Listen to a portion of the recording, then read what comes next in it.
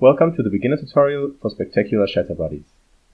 You can either host a game, or you can join a game by clicking on it in the lobby list. You can add a character by pressing F5 or Start on your gamepad, then press left or right to change your character, and up or down to change its outline. If you want to try a different control scheme, you can do so in the player menu. Press F5 or Start on your gamepad again to ready up.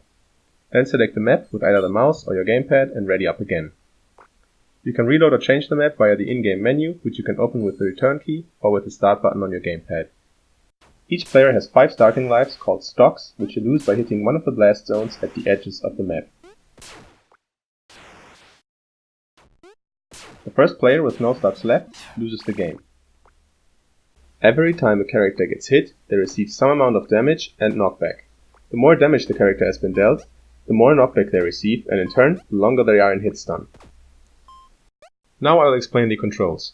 If you forget something, you can toggle the control cheat sheet by pressing F1 on your keyboard. And please make sure to have a look at the input display at the top of the screen to really understand what is going on in these clips. Use your left control stick to move. If you fully press the control stick quickly from a standing position, or smash it, you will perform a dash. You can also dash right after another dash, which is called dash dancing and useful to make your movement less predictable. If you take too long after a dash though, you will turn around slowly instead. Pressing the jump key normally on the ground is called a full hop. If you press the jump key on the ground for only a short amount of time, you will perform a short hop. You can also jump in the air once, which is called a double jump. Combat has 3 basic verbs: attack, block, and grab. First, let's talk about attacks. There are 3 types of attacks: light, heavy, and special attacks, all of which are variations on the ground and in the air. You can press the respective button and the direction, or you can use the modifier buttons and the right control stick. Some specials, mostly those useful for recovering off stage, and therefore very often at least the up special, put your character into a helpless state, which will leave you unable to act until you touch the ground again. Sometimes other special attacks are affected as well.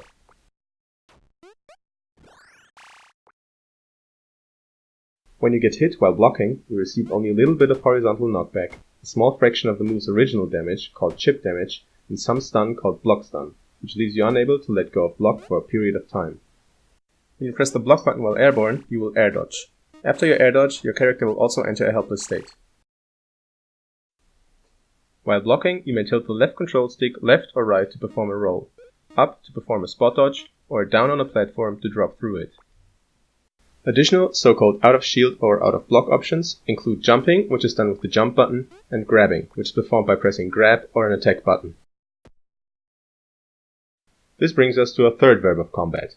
Grabs, unlike regular attacks, cannot be blocked, therefore completing the rock paper scissors triangle in which, roughly, block beats attack, grab beats block, and attack beats grab, since grabs are usually relatively short-ranged and easy to punish if missed. Even if you cannot block them, you can, however, dodge grabs by spot dodging or rolling. After grabbing a player, you can tilt the stick up, down, left, or right to throw them. The following information goes beyond basic controls, but is, in my opinion, absolutely essential to have a way of dealing with common and easy strategies which might otherwise be very frustrating. The most important of these topics is Directional Influence, or DI for short, which lets you alter the knockback direction using a left control stick right after you get hit. For the maximum amount of directional influence, you have to input a direction perpendicular to the original knockback direction. You can only change the direction of the knockback, not the magnitude.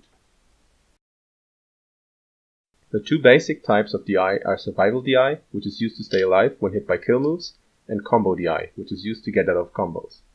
For Survival DI, the goal is to shift the trajectory closer to the corners of the blast zones, which are usually further away from the stage than the sides.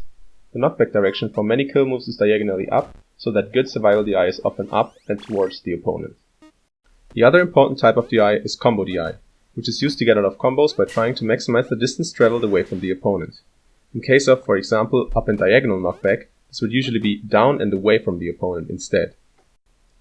While up and towards and down and away are solid rules of thumb for a beginner, they are by no means complete strategies. It is an important part of Shatter buddies and platform fighters in general to figure out how to DI certain moves in certain situations. Also, in many cases, it is better to mix up your combo DI intentionally, especially if there is no optimal DI that would prevent a combo altogether. Also, with more experience, an interplay develops when an attacker will trick or trap you in bad DI, to which you will have to respond. When the knockback you receive is high enough, you will enter a tumble state after leaving hit stun that will result in a knockdown upon touching the ground. When knocked down, you will get up in place automatically after some amount of time. If you tilt the stick after the knockdown animation is finished, you can get up manually as well. Tilt up for a neutral or straight get up, left for a left get up roll, or right for a right get up roll. It is also possible to perform a so-called tech, which is a quick and immediate get up by pressing the block button after getting hit and right before you touch the ground or a wall. If you leave the stick neutral, you'll perform a tech in place, and if you tilt the stick left or right upon teching, you'll perform a tech roll. Only one player can hold onto the ledge, and upon grabbing it, a player will receive some amount of invincibility and regain their double jump. You may let go by pressing down or away. Also, even if it might be difficult to understand in many places, you might consider having a look at the advanced tutorial to find out more about topics such as wave dashes and wave landing, parries, hit stun scaling, buffering actions and block stun, positional influence, debug menu and training functions, or alternate and custom control schemes.